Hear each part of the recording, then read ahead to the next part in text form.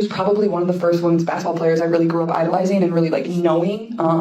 Obviously her, Sue, Maya. So I would say like that's like kind of my first memory. It's just like about the WNBA in general. Is like she was one of the first that I really knew about. Have you ever wondered what happens when 5 legendary women's basketball players try to take down the sport's newest star? This story is wild. Let's start with Diana Taurasi. If you follow women's basketball, you already know she's basically GOAT status. 3 college championships, 3 WNBA titles, and the all-time leading scorer in league history. She's the player every young girl dreams of emulating, the one with posters on their walls. But here's where it gets interesting. Enter Caitlin Clark, the rising star everyone is talking about. People are calling her the future of women's basketball. And get this, Clark has always respected Taurasi. She looked up to her, admired her game, and even followed in her footsteps. Then, out of nowhere, Taurasi and 4 other top-tier veterans made comments about Clark that shocked fans everywhere. Nobody saw it coming, and it sparked a controversy that shook the league. Reality is coming. There's levels to this thing, and that's just life. We all went through it, and you see it on the NBA side, and you're going to see it on this side, where you look superhuman playing against 18-year-olds, but you're going to come with some grown women that have been playing professional basketball for a long time. You know what's really impressive about Caitlin Clark? Even after skyrocketing to fame, she never forgot the legends who came before her. She's always shown respect to the players who paved the way, even when many fans focused only on her and overlooked other incredible talent. But here's where it gets interesting. While Clark was breaking records and doing things no one had ever seen in women's basketball, Diana Taurasi's reaction was, honestly, pretty surprising. Second page. Next question. So you had the #1 pick this year. You would take Paige over Caitlin? Absolutely. Diana Taurasi isn't exactly known for giving newcomers an easy ride. In a jaw-dropping 4-hour live stream with Sue Bird, she made one thing clear. When it comes to rookies, her goal isn't just to beat them. It's to absolutely dominate them, mentally and physically, before the first whistle even blows. Whether it's throwing shade like, "Oh, you had a great senior year, but I'm about to school you," or simply asserting complete control on the court, Taurasi has made it her mission to humble the next generation. Now, after 2 decades as the face of the league, you might expect a little mentorship, or at least some pride in protecting her legacy. But when Caitlin Clark entered the scene, this wasn't tough love. This wasn't about guiding the future of the game. It was straight-up hostility. The way Taurasi treated Clark went far beyond a veteran testing a rookie. It felt personal, and everyone noticed. Yourself, and tell me if I'm wrong, weren't you named to the roster as soon as you graduated, right? You were young. Yeah, after I won 3 national championships in a row, I was. Without offering any real analysis or explanation, Taurasi seemed intent on undermining Caitlin Clark's historic college career. At first, some thought she was just supporting Paige, a fellow UConn alum with ties to Taurasi. But it didn't take long for the pattern to become obvious. These constant jabs weren't about loyalty or encouragement. When Caitlin Clark was controversially left off Team USA, the motive became clearer. This wasn't about love for the game or defending the UConn legacy. It looked like Taurasi was fighting to protect her own relevance, claiming the spotlight she felt belonged to her. And make no mistake, the attacks on Clark weren't subtle. They were loud, brash, and calculated, revealing a side of Taurasi that shocked fans and critics alike. The NBA to the WNBA, Diana Taurasi, one of the best hoopers in basketball history. You can argue with your mama. There is no debating her on-court impact. There was plenty of debate over her off-court comments in April about Iowa star Caitlin Clark that had them both in the headlines and seemingly in the crosshairs of the old guard fans and the new wave masses. The GOAT and the Rook will square off for the first time. It quickly became clear that after being celebrated as the WNBA's veteran savior and hitting milestone after milestone, Diana Taurasi was starting to struggle with letting go of the spotlight. Despite the image she tried to project, a hint of jealousy was creeping in as the new generation, especially Caitlin Clark, captured attention in ways Taurasi could only imagine. The numbers told the story on their own. Diana had been a 15-point scorer in college, while Caitlin was dropping 30 points per game and breaking collegiate scoring records left and right. The world's focus was shifting, and everyone noticed. Diana's feud with Clark quieted once the new season began, but the whispers never truly went away. Fans remembered every word, every slight.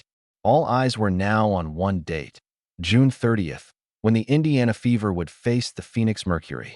This wasn't just another game. It was a showdown fueled by months of drama, rivalry, and a score waiting to be settled.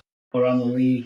But as a coach of the home team, there's going to be a lot of people cheering for that other side. I mean, I'll get 2 shits.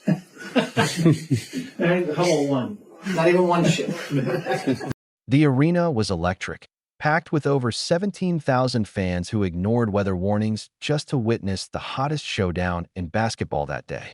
Tickets were selling for a staggering $22,000 each, and nobody was going to miss a moment of this drama. The story wasn't just about the game. It was about the tension brewing on the court. Diana Taurasi and Brittany Gurrier, one of the most polarizing duos in the league, came out firing, building a 15-point lead and looking like they were about to dominate. But then, in a split-second miscalculation, they allowed number 22, Caitlin Clark, to find her rhythm. And from that moment on, everything shifted. The energy in the arena was electric as Clark caught fire. It became crystal clear. Diana Taurasi, after all her tough talk, had no interest in going head-to-head with Clark. Instead of stepping up, she left her teammates to fend off Clark's relentless scoring spree. For a player known for her competitive fire, it was shocking, and the crowd noticed. Fans expecting a clash of titans watched in disbelief as the veteran backed away while Clark turned up the heat. Clark's performance was nothing short of historic. She led the Fever with a blistering 15-2 assist night, while Taurasi went ice cold, shooting just 5 of 14 from the field. The final buzzer confirmed it. Caitlin Clark had made a statement, and the crowd made sure Taurasi knew exactly what it was. But Clark and the Fever didn't stop there. They went on to defeat the Mercury 2 more times in their next matchups.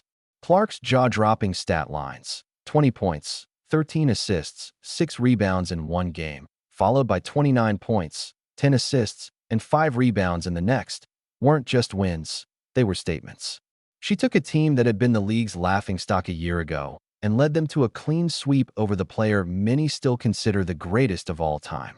And as if that wasn't enough, Clark's Fever finished the season with a better record than the Mercury, sparking whispers that Taurasi's time might be running out if retirement is on the horizon. Taurasi would leave the game never having conquered the rising star who now stood in her shadow. Clark's triumph didn't stop there. She had another point to prove, this time to Minnesota Lynx coach Cheryl Reeve, who not only coached Clark's hometown team, but also served as head coach of the Women's USA team that controversially cut Clark from the roster. Composed on the surface, Clark played it cool publicly, but behind the scenes, whispers suggested she had some choice words about that snub. Caitlin Clark wasn't just winning games, she was rewriting the narrative. Plantar fasciitis, but her team is beating Indiana, and This was another game Caitlin Clark was taking personally, and it showed every second she was on the court. But by the end of the third quarter, things looked grim.